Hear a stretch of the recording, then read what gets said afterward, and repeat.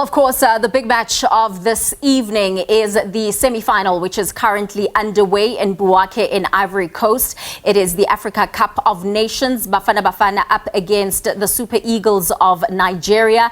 And of course, as it stands, Bafana Bafana are trailing by 1-0. It was Nigeria's captain, Ikong, who converted a penalty. Unfortunately for Ronwen Williams, the captain of Bafana Bafana and goalkeeper, unable to keep that out of the net. So it is currently the cooling break, as there you see the coach Jose Pereiro giving the Super Eagles a little bit of advice. Probably the strategy now is to make sure that they close things down and just consolidate this victory. Hugo Bruce will be a coach that is concerned at the moment because they are trailing, and in terms of Bafana Bafana coming back when they are 1 goal down has become quite a challenge. Their shots on target only 42% of that. But of course, there is still time to be played. 76 minutes. There's still ample time for Bafana Bafana to bounce back as we look at how that penalty was converted. Stanley Nwabali, the goalkeeper for Nigeria, couldn't even look as that was scored. Of course, he plays for Chippa United right here in the PSL, celebrating because he knows it could be the goal that sends them through to the final this Sunday. Ronwen Williams going in the wrong direction, unable to keep that out of the net. So after 76 minutes of play, it is Nigeria that are leading 1-0 against Bafana Bafana. We do have now with us Khanyiso Tshwaku, who is a, who comes through as a regular contributor here on The Full View to analyze matches, and of course is with the News 24. I mean, we look at this result. Khanyiso, very good evening to you. Kind of heartbroken, I must say. Bafana Bafana trailing, and of course when you look at how that goal was conceded, what is your assessment of this match so far?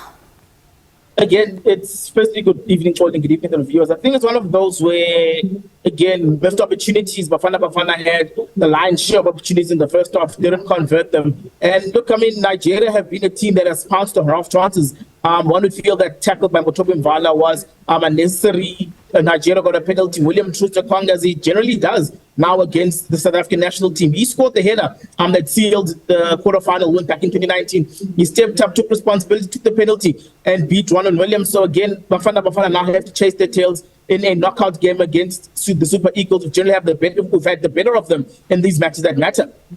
Are you happy with the starting lineup that Hugo Bruce presented for this match? Because we saw Siyanda Kulu coming on. In terms of strategy, what was he looking at, and are you seeing that unfold in this match so far? I was slightly shocked, but I also then realized that in the absence of Thapelo Maseko, Thapelo Morena then becomes the next best pace-making option on the wing should he come on in the second half. So I expect now he needs to be a player that needs to make an impact.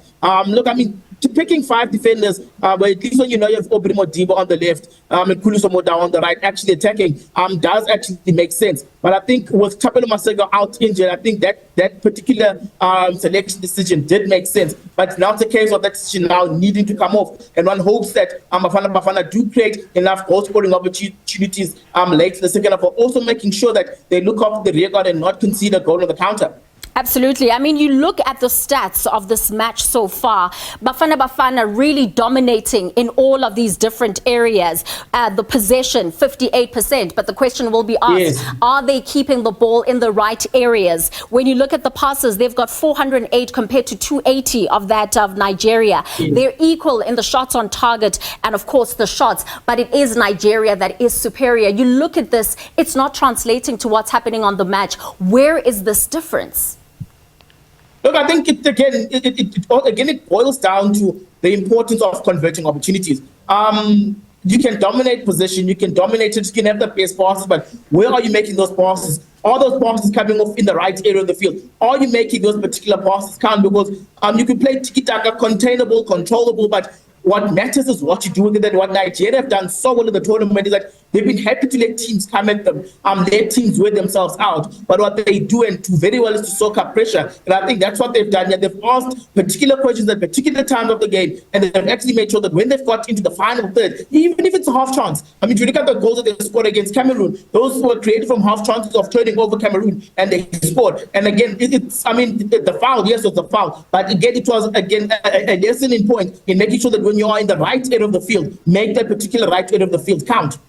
And have you been happy with the standard of refereeing so far?